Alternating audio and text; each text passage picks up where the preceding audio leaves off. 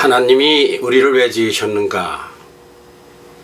하나님의 지음을 받아 이 세상에 살면서 또 하나님의 교회에 나오면서 우리는 하나님이 나를 지으신 이유와 목적에 대해서 잘 아는 것 같지만 성경에서 하신 말씀을 그대로 말해보라 하면 그 어려워집니다.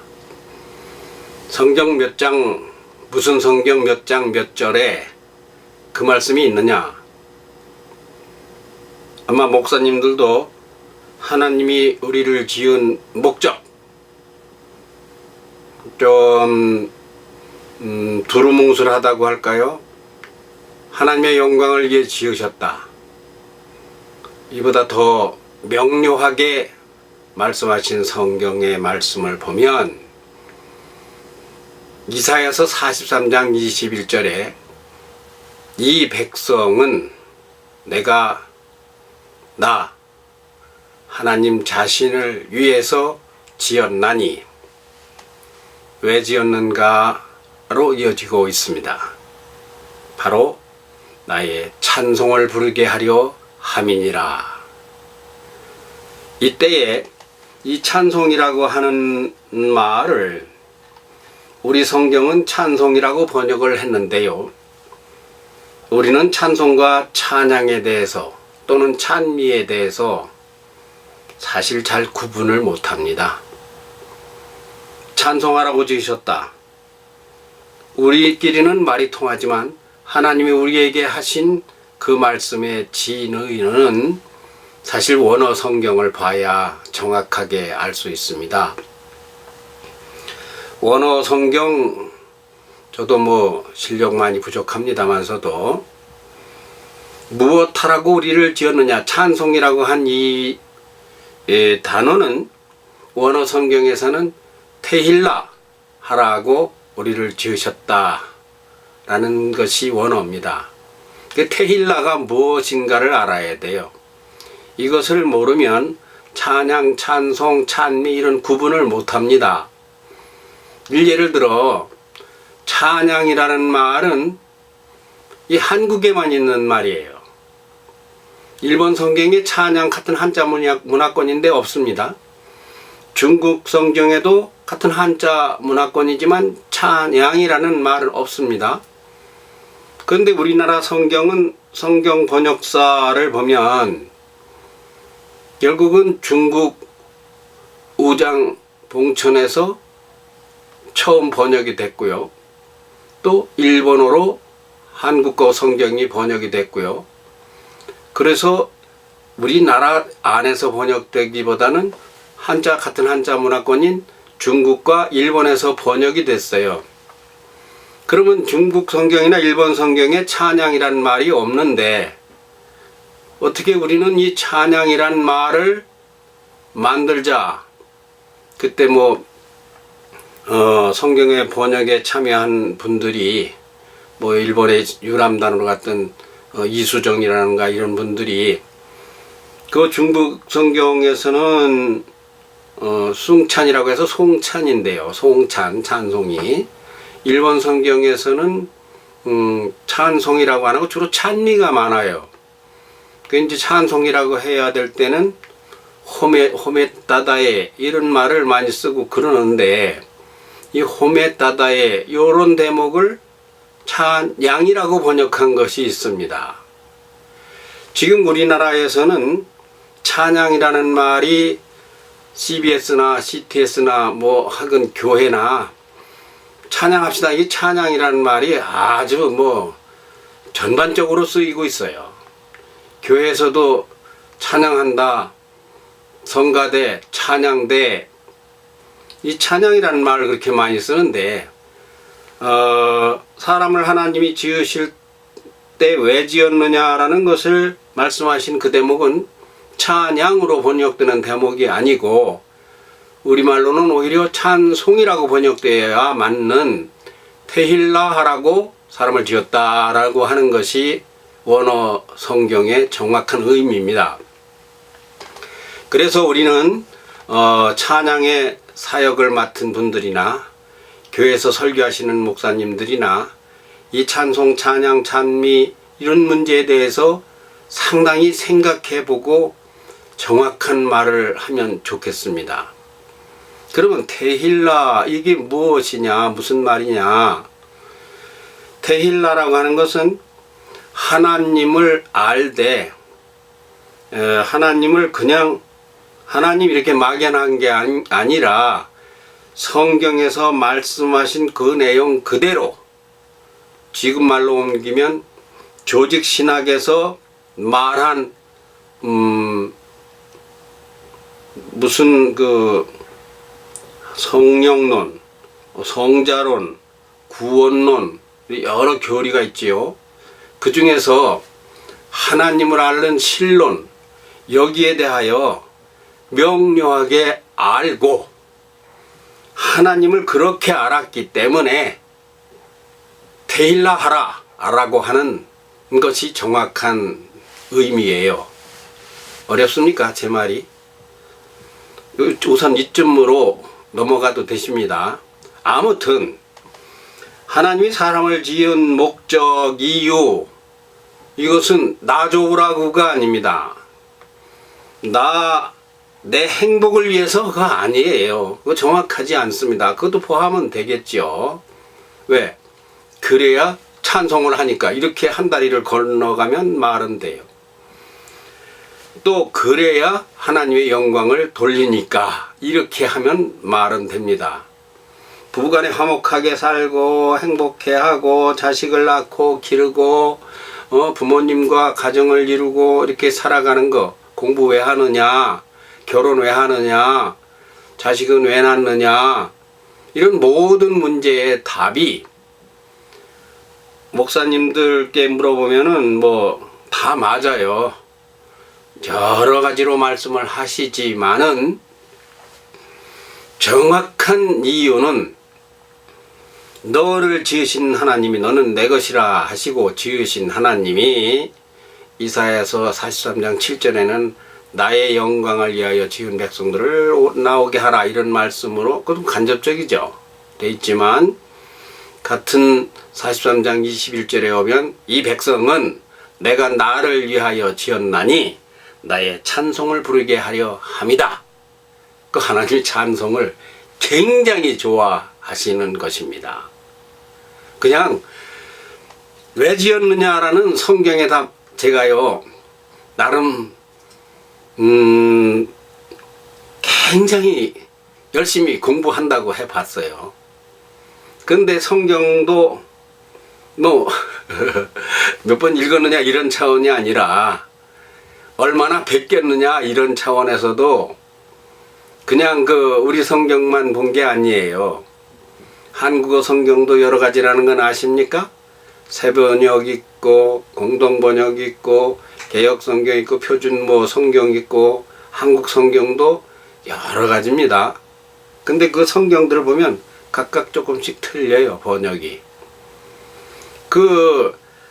하나님이 원래 처음 하신 말씀을 다 옮기기가 어려워서 그렇습니다. 최대한 당시로서는 최대한 하나님이 말씀하신 본뜻 원어에 가깝게 번역을 한다고 한 것이지만 하여간 왜 지었느냐, 지은 목적이 뭐냐 하는 것 하나만 뽑으라고 한다면 전도하라 이런 쪽은 좀 쳐져요.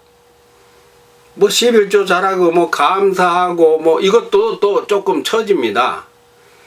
제일 앞에 이 1번 딱 한마디로만 말하라고 하면은 나의 찬송을 부르게 하려 합니다. 그러니까 이 찬양과 관련된 신학, 찬양의 복음은 굉장히 중요합니다. 그냥 조금 중요한 게 아니에요. 우리 교회가 한국교회, 미국교회, 모든 세계의 교회가 한 가지 흐릿한 게 있어요.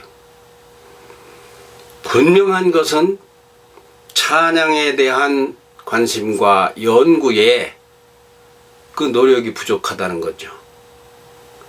교회 음악 목사가 있죠. 찬양 목사도 계십니까? 찬양 목사라고 안 하죠. 음악 목사라고 하죠.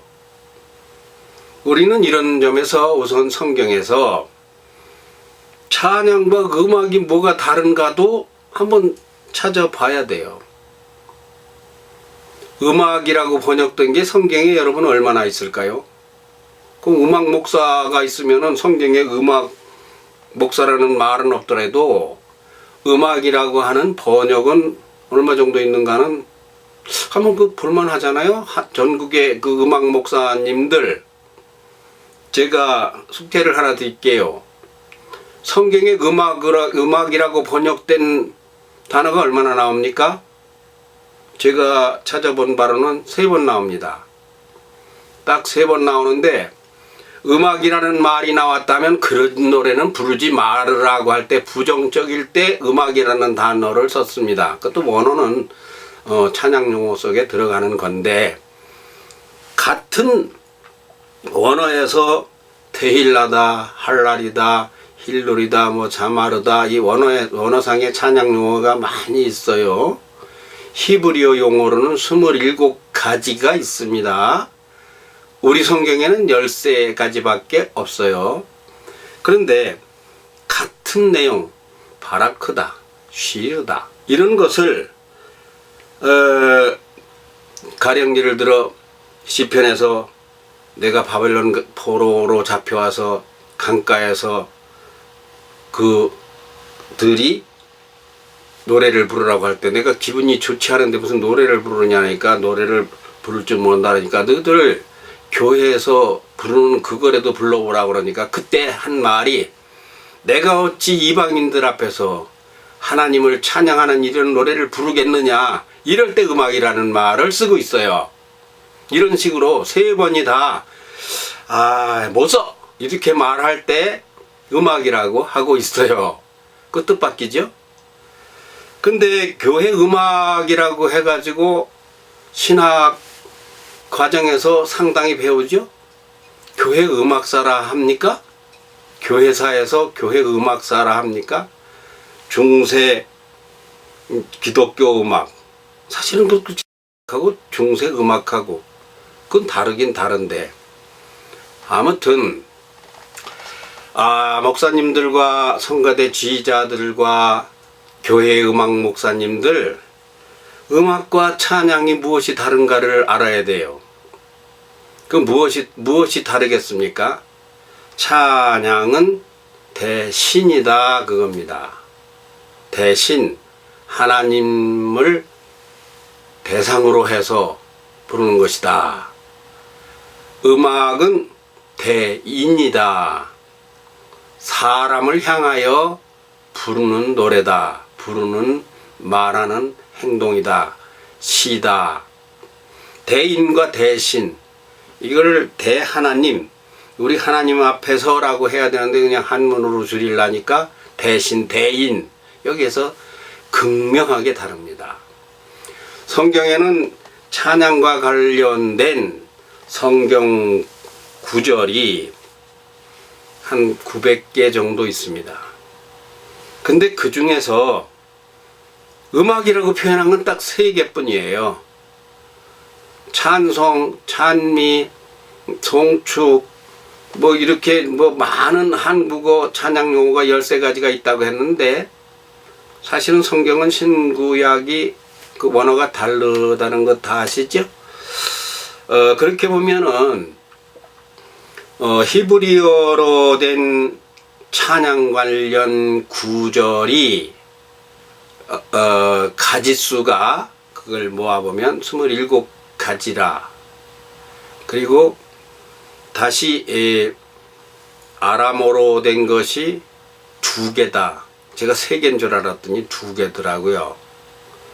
대구 제일교회, 대구 제일장로교회 무슨 장로님이 저한테 그 어떻게 메일을 보내왔는데, 아람어가 3개라고 내가 낸 책에 돼 있는데 2개는 설명이 돼 있는데 1개는 어딥니까? 곱하니 비었습니다 하더라. 다시 찾아보니까 2구절이 맞아요. 아람어가 2개가 있어요. 쇠바흐, 샤바흐 이런 두 개가 있어요. 그리고 나머지가 16개입니까? 17개입니까?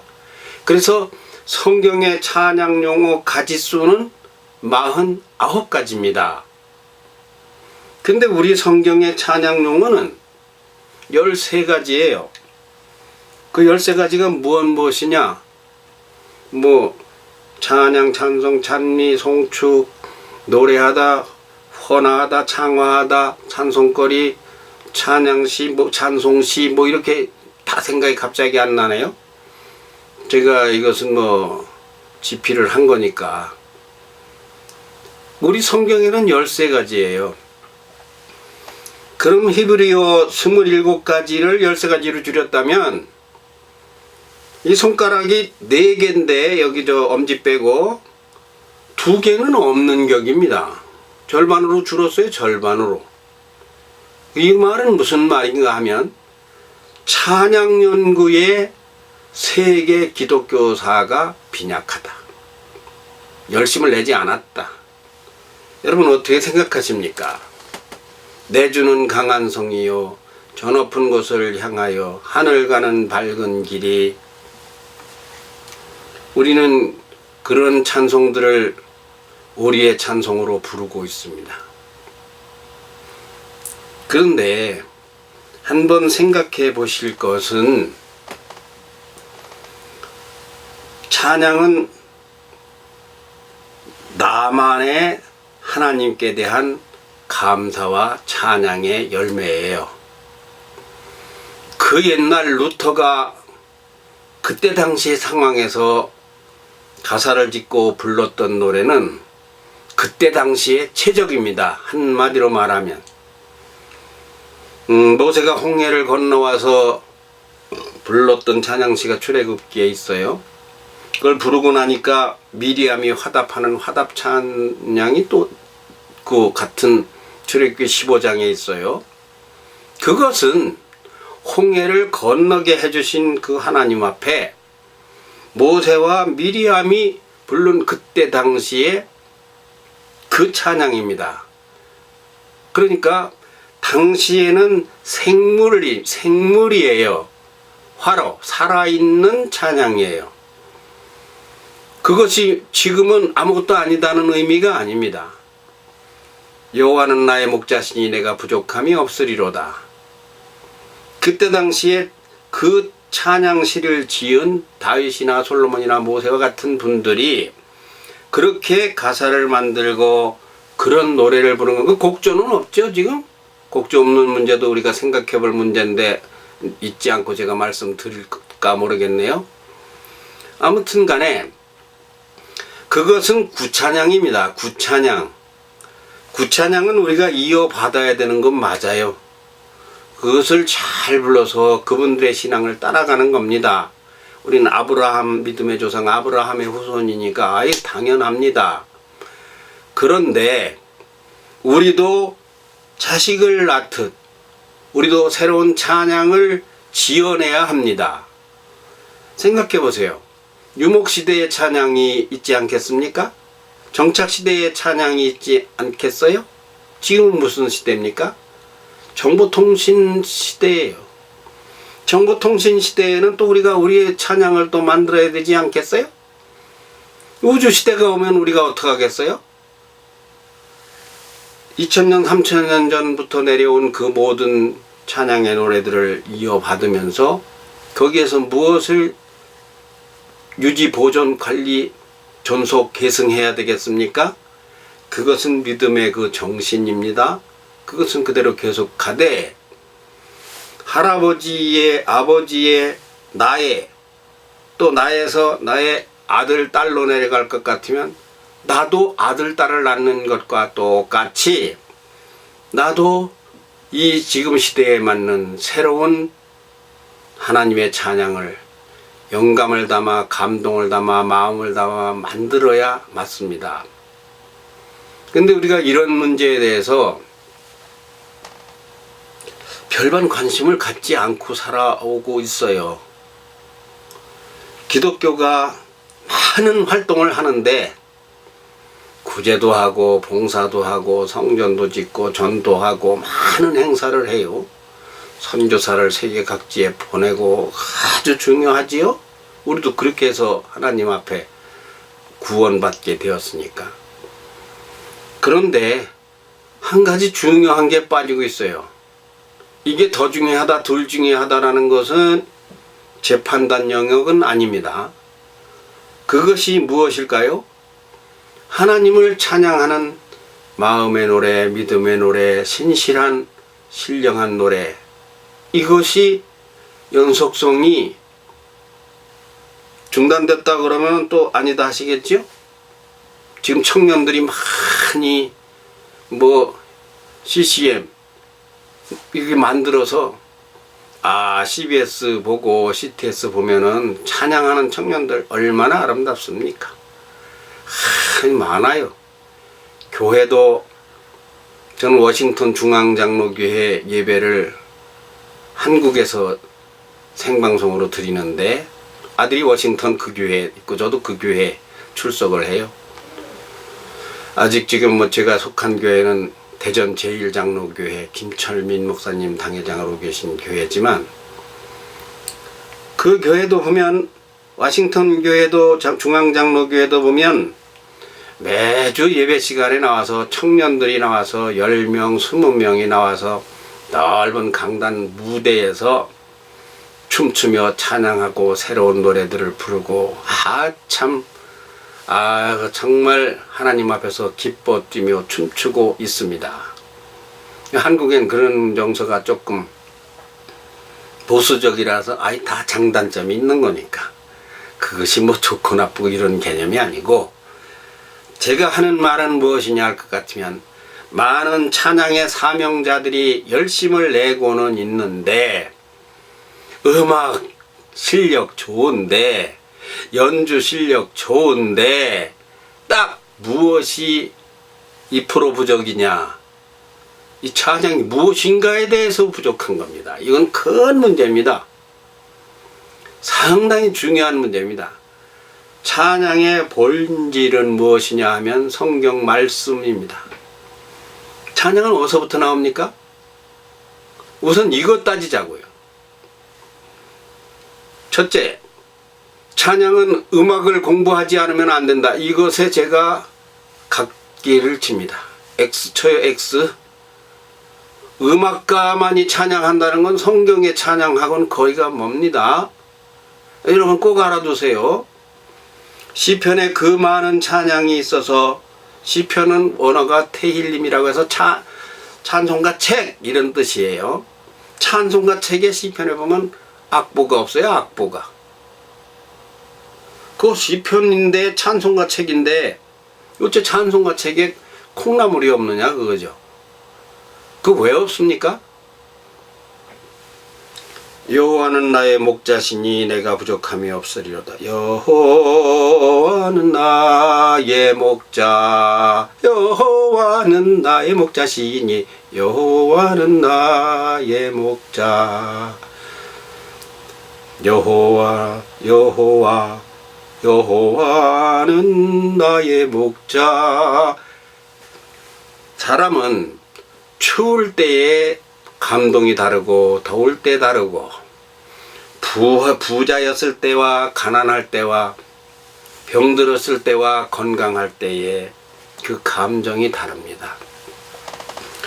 기뻐 뛰며 초등학교 중학교 때에 여호와는 나의 목자시니 내가 부족함이 없으리로다. 요것을 노인 돼서도 부를 것이냐, 노인이 되면 또 노인의 맞는 찬양이 있어요. 이걸 무엇으로 합니까? 그 가사는 그대로 하되 곡조는 슬픈 사람은 슬픈 대로 여호와는 나의 목자시니에 은혜를 받고 감동을 받습니다. 고백으로 하나님께 찬양 가사가 돼요. 기쁜 사람은 기쁜 대로 그것이 나의 신앙 고백이 되고 노래가 돼요. 다만 곡은 틀립니다. 곡조에는 자율, 너의 특별한 권한, 그러니까 민요가수 출신이에요? 그럼 민요풍으로 하는 겁니다.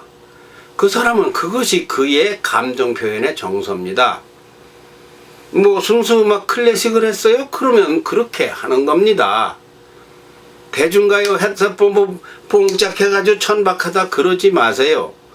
그분은 그분의 감정 방식이 그럴 뿐입니다. 단 여호와는 나의 목자시니 내가 부족함이 없으리다. 그가 나를 푸른 초장에 넣으시며 쉴만한 물가로 인도하시는도다. 내 영혼을 쏟으. 이게 무엇입니까? 말씀입니다.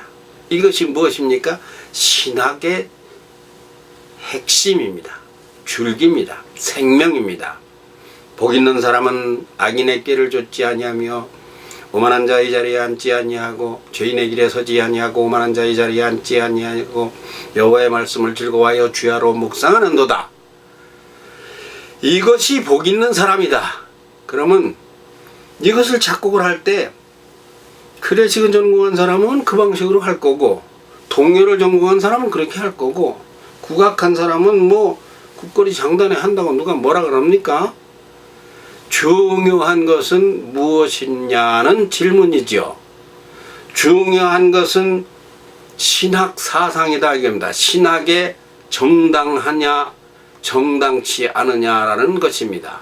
그래서 시편이 찬송가 책이라고 했음에도 불구하고 가사가 없는 거예요. 지금 유능한 청년 혹은 신학을 연구하는 많은 사람들이 새로운 찬송가들을 만들어내고 있습니다. 그래서 찬양의 시간이라고 해서 부르고 있어요. 그런데 찬양과 성가가 다른 거를 모르니까 이게 또 문제가 됩니다. 찬양하고 성가하고 같아요? 틀려요? 이건 목사님들도 대답이 어려워요. 이렇게 되면. 신학교 교수님이라도 구약학 교수나 조직신학 교수나 이것도 만만치 않습니다.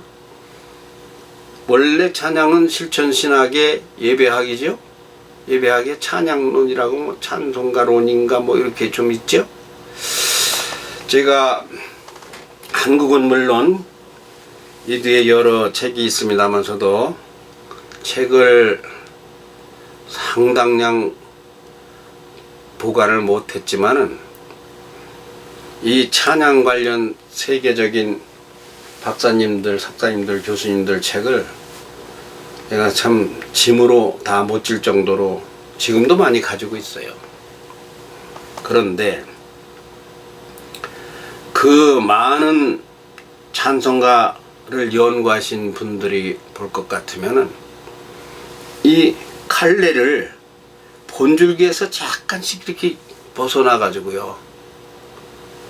이게 음악적인 재주 쪽에 의지를 하고 있어요. 지금 교회가 한 가지 뭐라 합니까? 고친다?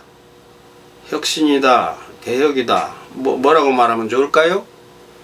교회가 한 가지 새롭게 깨달을 것이 있는데 그것은 교회의 찬양을 음악가들이 완전 독식해버렸다고 하는 것입니다.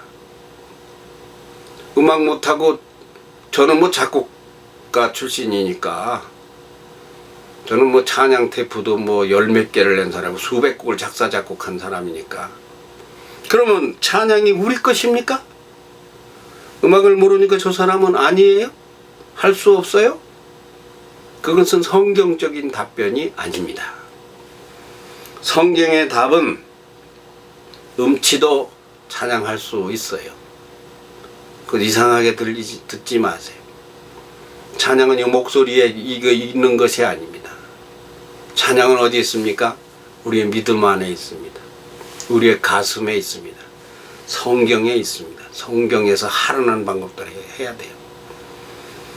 누가 찬양 잘한다. 지금 제가 찬송, 찬양, 찬미가 다 틀린다고 했는데 찬양 하는 것은 다음에 설명할 거예요. 보편적인 용어로서 찬양이라는 말을 쓰고 있는 겁니다. 그런데 찬양과 성가가 다르다는 이야기를 하고 있는 중인데 누가 찬양을 잘한다고 평가할 수 있습니까? 이것도 또 조심해야 될 것이 또 내재되어 있어요. 찬양은 음악 박사가 잘한다고 하는 것은 음악적인 견해일 뿐입니다. 찬양은요, 벙어리도 찬양하는 거예요. 찬양은 음치도 합니다. 찬양은 예쁜 사람만 하는 것이 아니고 악기를 못하는 사람은 못하는 것이 아닙니다. 그냥 지게지고 지게작대기 두드리면서도 찬양하는 것입니다. 음악적인 완벽한 화음이나 멜로디, 박자 전체가 다 갖춰져서 화음을 이루면 좋지요. 그렇게 해야지요. 근데 그러다가 빠뜨린 것이 무엇인가 할 것 같으면 음악을 모르니까 너는 찬양과는 관계가 없어. 이거 큰 오류입니다. 음악을 모르는 음치라도 노인이라도 80세 돼서 음악도 안 배운 노 권사님이 저 높은 곳을 향하여 이거 탁탁 맞춰서 이거 어려워요. 그분들은 성경 500장을 똑같이 불러요. 저 높은 곳을 향하여 내 주는 강한 성이요 고요한 바다로. 이건 찬양이 아니냐? 이것도 찬양이냐?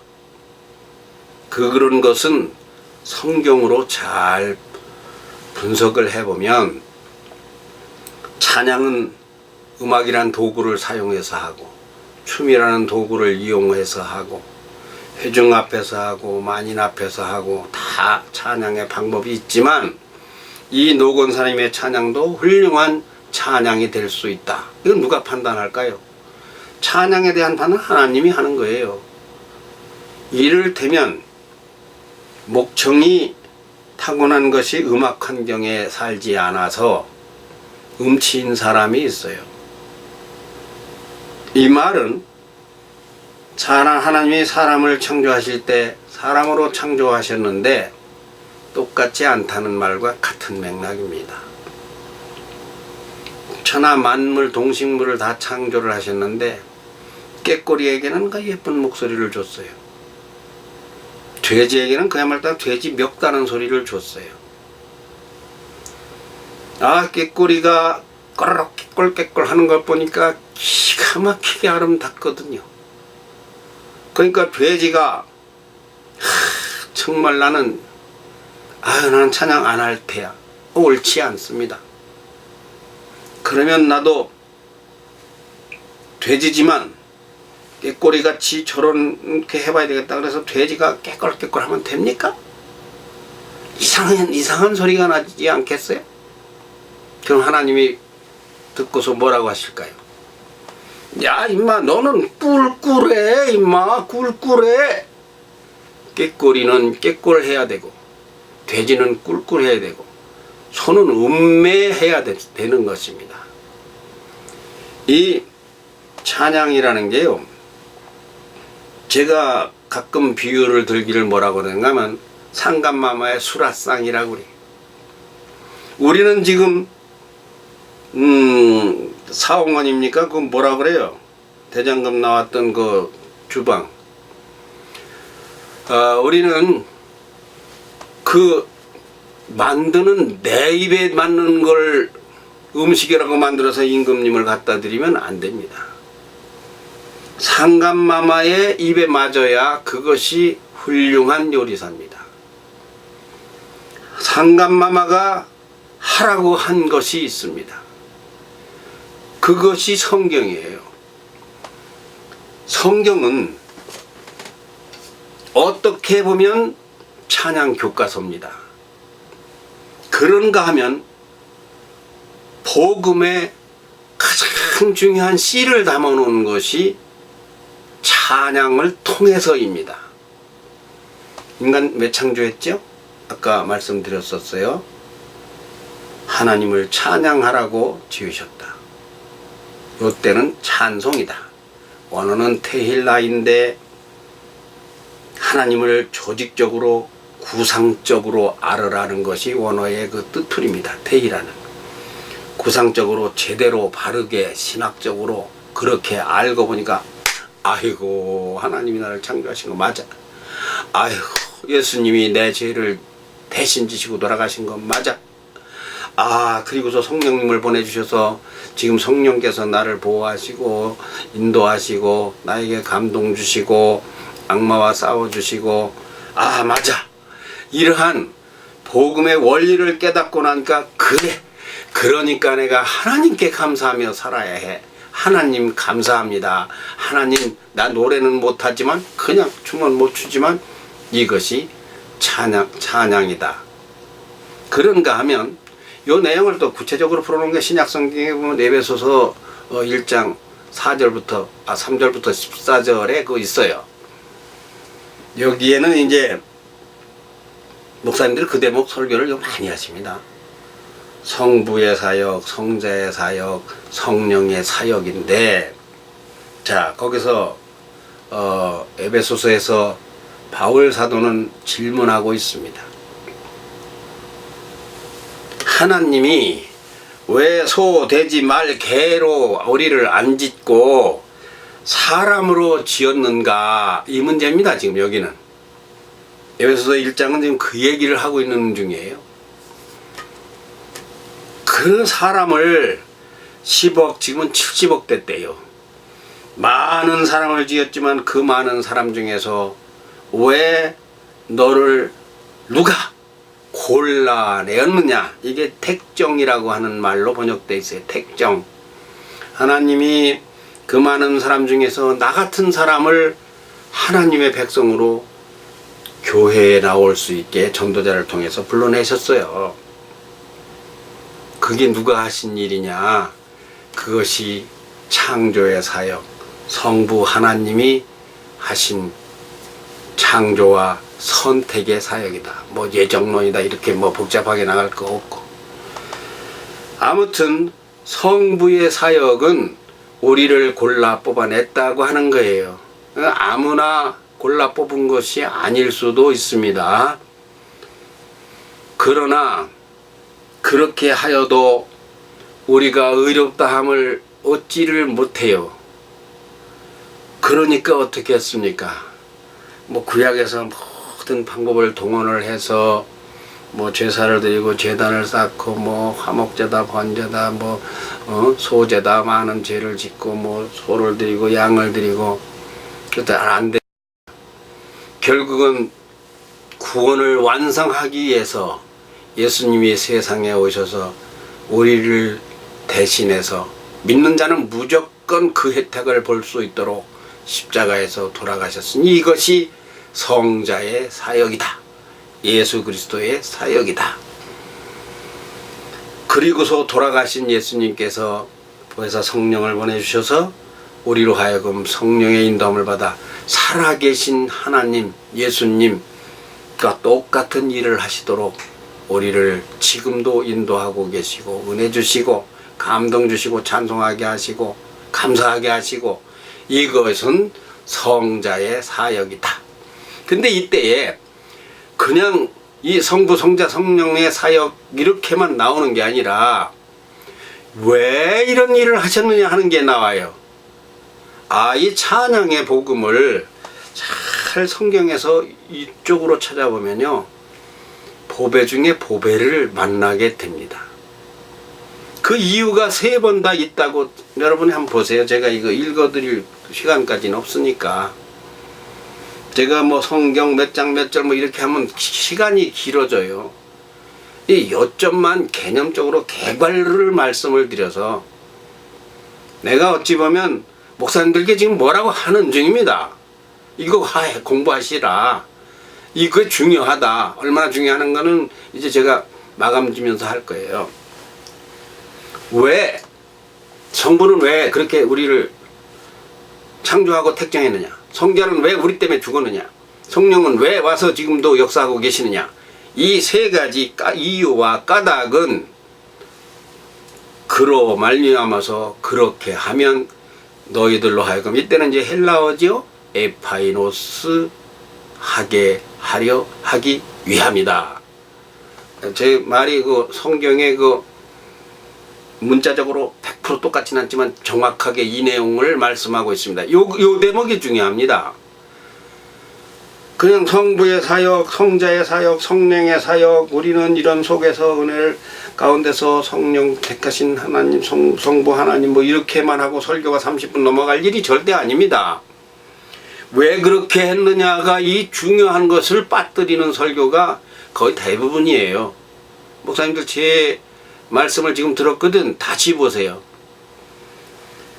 그렇게 한 까닭을 말한 것이 지금 에베소서 1장 3에서 14절입니다. 에파이노스는 뭐예요?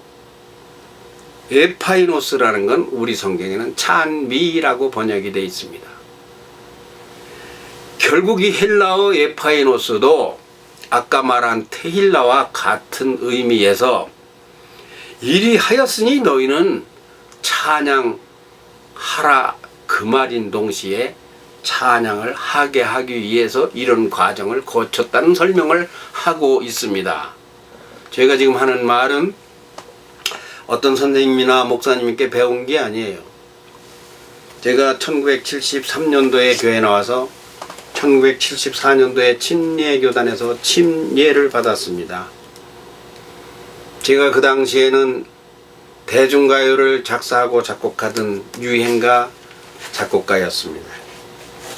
그런 제가 교회에 와서 이 찬송가를 만날 때 참 뜨거웠습니다. 어떻게 뜨거웠느냐. 우선 뭔가를 모르니까 감을 못 잡으니까 놀랐고, 이거 분명히 이게 노래는 노래인데 찬송가 역사나 뭐 이런 거 아무것도 모르니까 그때부터 이 찬송가 책에 관심을 가지게 되면서 지금 제가 들고 있는 것이 이것이 제가 1974년부터 육필로 성경을 뵙기 시작을 하는데 찬송, 찬미, 송축 이러한 원어에 있는 것과 비교 지금 세월하고는 다릅니다. 그때는 40년 전이니까 무슨 성경이 컴퓨터에 있어가지고 닦아서 복사다 붙이면 되는 세월이 아니에요. 인터넷이 없던 시절이에요. 전부 다 이게 육필로 만드네. 성경을 헬라어, 히브리어, 영어, 중국어 성경도 여러 가지예요. 대만하고 중국하고 틀립니다. 성경이. 영어 성경도 얼마나 여러 가지입니까? 일본어 성경도 그 보수교단에서 쓰는 거하고 또 약간 진보 성향이 있는 교단에서 쓰는 성경하고 틀려요. 한국 성경도 막 여러 가지가 있다고 했죠. 그 많은 성경들 열 몇 번을 방바닥에 펼쳐놓고 갈피를 하고 뭐 접고 이렇게 하면서 한 구절을 놓고 씨름 이게 8년간 했던 메모들을 최종 정리한 것인데, 그렇게 정리한 것이 제 책 장사하러 나온 사람 아닙니다. 오해하시면 큰일 나요. 절대 그거 아닙니다. 그 매운 건 보여드리려고 말씀드리려니까. 그것이 이게 2012년인가? 맞네요. 2012년에 책으로 출간되었습니다. 기독교 찬양학. 보면은 천광록 김도수 공저죠. 제가 이 내용을 아브라함 음악사에서, 이게 책이 두껍습니다. 이게 540쪽이에요. 이 내용을 기독교 방송에서 2년, 극동방송에서 3년인가 4년인가 강의했던 내용이에요. 찬양학 강의입니다. 그것을 제가 그 후에 이제 정신문화와 인성문화를 공부하는 작가로 살아가면서 이것을 뭐 강연체로 쓴 것이라서 이게 교재가 될 만하게 문어체로 정리를 못했어요.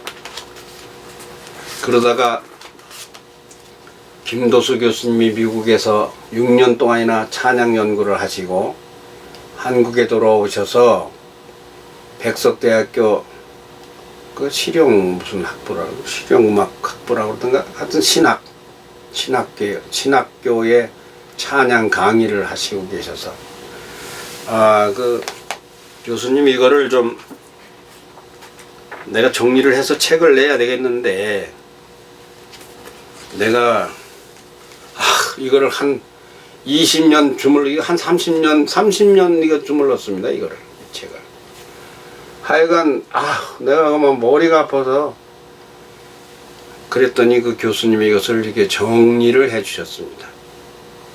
그래서 책으로 나왔거든요. 제가 이 찬양에 대해서 계속 공부를 해보면서 가장 어려웠던 게 무엇이냐 할 것 같으면 어떠한 교과서가 마땅치 않아요. 여기도 지금 찬양 관련 책들이 뭐 20, 30권 있을 건데 그냥 얇고 어떠한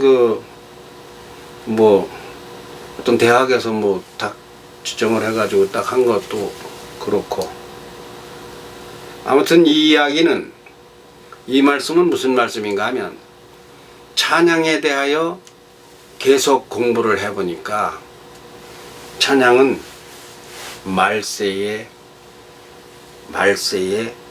가장 중요한 복음의 중심이 된다고 하는 거죠. 우리는 처음 한국 선교사님들이 들어와서 한국의 복음을 전하셔서 기독교인이 됐습니다만서도 그때는 가장 중요한 것이 예수님을 믿게 하는 겁니다. 전도죠, 전도. 그러니까 구원론에 해당될 것 같으네요. 물론 여러 가지가 복합적으로 해당이 됩니다만서도 그러면 구원해서 뭐 할 거냐? 구원시켜서 뭐 할 거냐? 우리가 이런 것도 한번 그냥 교회 다니면 좋지 뭐 이렇게 하지 말고 정말 그 사람이 딱 알아듣게 그냥 침쟁이 침꽃이 딱 한번 꽂아보자고요. 그럼 뭐라 그러겠어요? 교회에 나와서 예수 믿고 그러면 좋아. 그러면 그 사람이 믿음도 없는 입장에서 뭐라 그러겠어요? 한 달에 100만 원, 10만 원씩 11조 빼먹으려고 그러는 거지. 이렇게 나갈 줄 모르는 일이에요, 이게. 교회 나가서 뭐 할 거냐, 이거 돈 내라는 거 아니야? 이렇게 막 나갈 수도 있어요. 이거는 초신자 전도할 때 참 부딪힐 수도 있는 가상적인 극단제였습니다만서도 아무튼 간에 우리들도 생각해 봐야 됩니다. 교회 가서 우리가 11조하고 식사하는 봉사 단체하고 구제하고 전도하고 헌금하고 충성봉사 교인들의 교회의 기본이 있잖아요. 예배, 봉사, 교육, 헌신. 이 교회의 4대 기둥인데 근데 이 교회의 4대 기둥에 하나 더 넣었으면 좋겠어요. 하나님 찬양이라고 하는 것 말입니다. 사실은 하나님 찬양을 하라고 교회를 나오라고 하는 건데 찬양 안 하면 또 어떻게 또 이렇게 나올 수도 있어요. 찬양보다 더 중요한 게 전도 아니야? 또 이렇게 나올 수도 있어요. 제가 말하겠습니다. 찬양은요 하나님의 아들 된 자만이 하는 겁니다.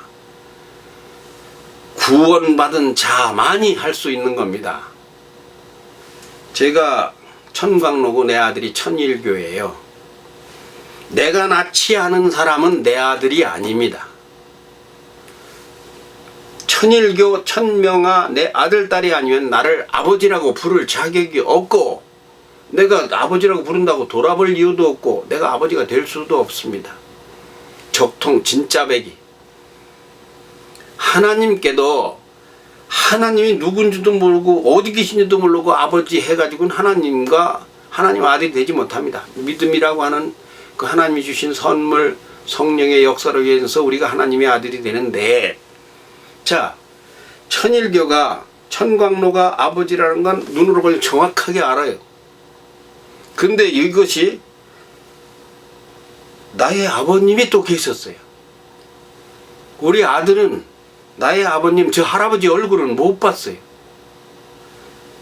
내 어머니 일교 할머니는 일교가 봤어요. 근데 내 할아버지만 못 본 게 아니라, 내 아버지만 못 본 게 아니라 나의 할아버지, 일교의 증조 할아버지는 더더욱 못 봤습니다. 이렇게 올라가고 올라가면 결국은 하나님인데, 이 하나님의 아들이 되는 우리가 성경 속에 있어요. 성경은 우리에게 뭘 가르치는 책입니까? 그것도 생각해 볼 그 질문이에요. 가르치는 책이 아니라 하나님이 자신을 소개하는 책입니다. 야, 내가 누군지 아냐 너? 너 어려서 눈 감고 삐약삐약 할 때 그때 잘 몰라서 그런데, 너 아버지가 그거 안 가르쳐줘서 그런데 내가 네 진짜 아버지야. 아니, 증조 할아버지, 고조 할아버지, 진짜 아버지, 뭐 고조 할아버지 다 있는데, 근데 할아버지가 뭐예요? 할아버지가 아버지의 아버지의 아버지는 그 아버지입니다. 아버지의 아버지도 아버지죠? 근데 아버지 그러면 둘이 돌아볼까봐 앞에 할자를 하나 붙인 거예요. 그게 할 아버지요. 그러면 이 할아버지, 아버지, 할자 붙은 아버지. 그럼 할자 붙은 아버지는 누구냐? 그것도 아버지예요. 정확한 아버지입니다. 그러니까 또 헷갈릴까봐 증조할 붙여가지고 아버지.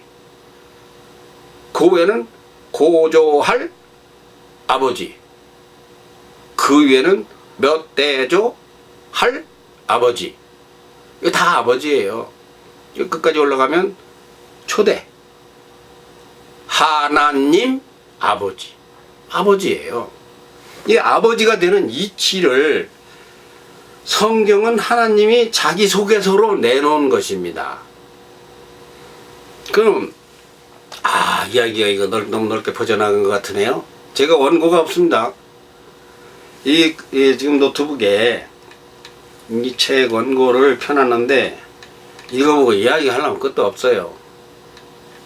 제가 이렇게 뭐 1시간이나 1시간 뭐 반이나 뭐 이렇게 짬이 나는 대로 몇 번에 걸쳐서 그냥 지금 교과서 말고 책대로 말고 그냥 제 가슴에 있는 대로 그냥 하는 거예요.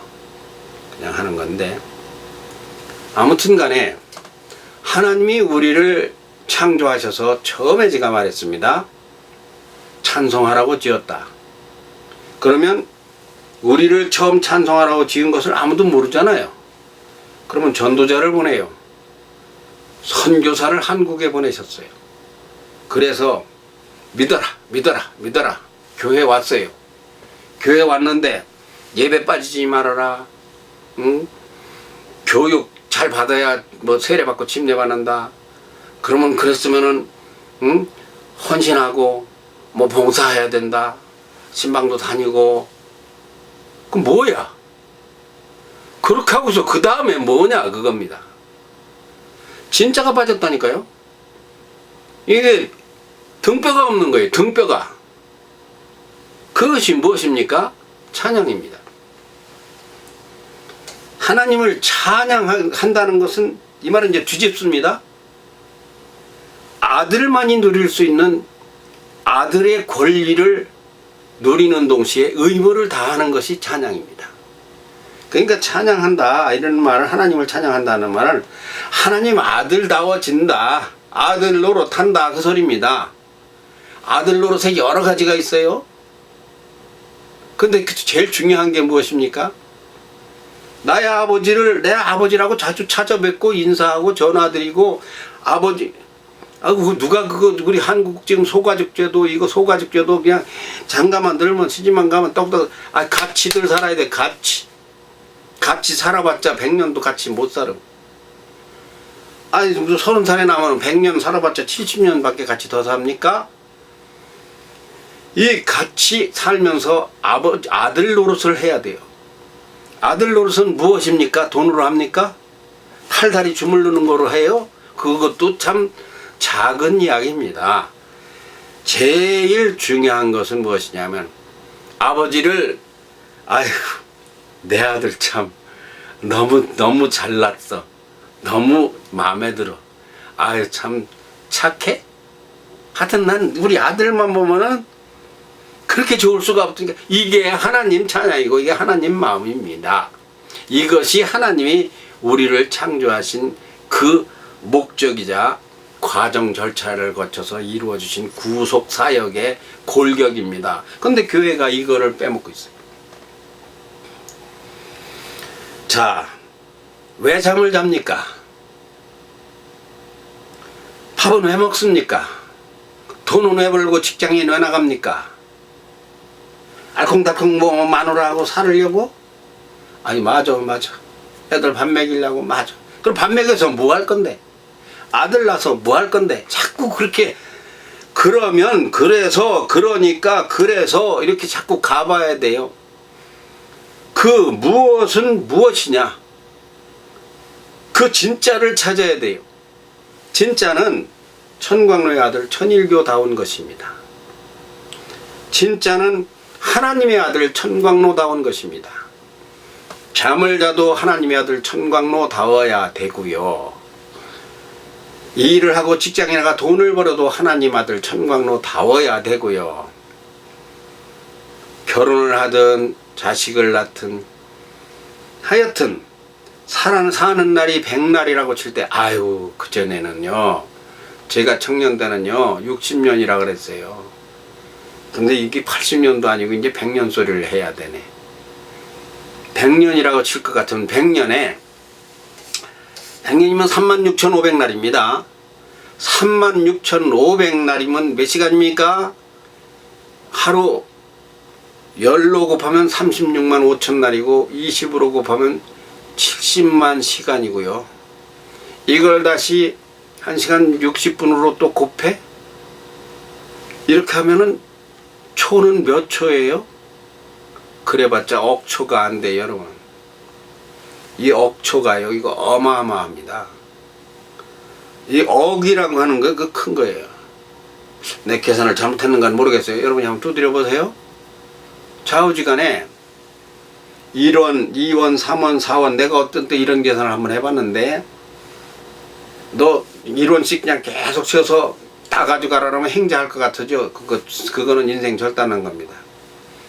1억을 세는데 나중에 4,897, 4,898, 9,210, 9,212만 3,521 이렇게 가다가 999만 9,999 9,999 뭐 이렇게 따지면은 이거를 다 세는데 하여튼 평생 써도 다 이거 1억을 못 세요. 지금 그 얘기는 아니고요. 핵심은 무엇이냐 할 것 같으면 1각도 1초도 나는 하나님의 아들로서 이러면 돼? 안 돼? 이것을 논하자는 것이 찬양하기입니다. 그거요 참 벼슬에 미친 사람은요 대통령이 어떤 생각을 하시는가 그 마음에 들으려고 그냥 밤에 잠을 안 잡니다. 그냥 우리 장관님 아이고 우리 회장님 맞추고들 살으라고. 그러나 더 중요한 것은 무엇이냐 할 것 같으면 하나님의 마음에 들고 안 들고를 점검해야 돼. 그게 찬양이에요. 그것이 찬양하기입니다. 제가 이 말을 하려고 지금 나름 혼자서 이거 조용하게 어디 가서 사람들 앞에서 교회에서 이거 해가지고 체계가 없어 안 됩니다. 그냥 대중들 의식할 것도 없이 하나님의 아들 된 내가 하나님의 아들로서 현재 처한 상황에서 내 방에서 오늘 요거 사왔네요. 이걸 싸게 샀어요. 참 국회 방송 보니까 국회의원들이 요거를 하더라고. 이걸 누르면 꺼지고 키면은 불이 들어와요. 하여튼 참 이뻐요. 그리고 저 카메라도 아이고 제가 돈 버는 사람이 아니에요. 근데 저걸 장만한다고. 하여튼 제가 왜 이런 것을 지금 하겠습니까? 말세지 말은 찬양해. 하나님 나라가 가까워질수록 찬양의 시대가 가까워온다. 여러분 아시죠? 그 설교는 많이 들으셨을 것 같네요. 천국에서 전도해요? 안 해요? 천국에 가서 우리 목사님 설교하세요? 안 하세요? 천국에 가서 11조 합니까? 안 합니까? 천국에 가서 뭐 배웁니까? 안 배웁니까? 교회의 사기둥은 예배, 교육, 전도, 봉사라 했어요. 뭐 또 학자들마다 또 이것도 그게 아니고 이거라고 또 바꿔도 괜찮아요. 그런데 천국에 가서 예배 있습니까? 없습니까? 글쎄 그거는 제가 잘라 말하는 것은 어떨지 모르겠으나 요한계시록에 보면 미래의 찬양이 나옵니다. 하여튼 유리바다의 재앙이다 뭐 이렇게 천국으로 가는 과정이 쭉 펼쳐지는 것이 요한 5장서부터 이렇게 펼쳐 19장에 가면 이제 천국에 들어서고 21장에 가면 천국에 이제 황금 보석성이 나타나고 유리길에다가 온갖 보석으로 단장된 그 천성이 나오는데 거기에서 딱 하나 제가 분명하게 말씀드릴 수 있는 것은 예배, 교육, 전도, 봉사 뭐 다 어떨지 모르겠으나 찬양은 틀림없이 찬양만 있는 곳이 천국입니다. 천국은 찬양 세상이에요. 천국 또 이렇게 말하면 아이 뭐 그런 사람들하고 말씨름할 시간은 별로 없지만 진짜 천국이 있습니까? 뭐 이렇게 묻는 분들이 계실 텐데 천국은 있습니다.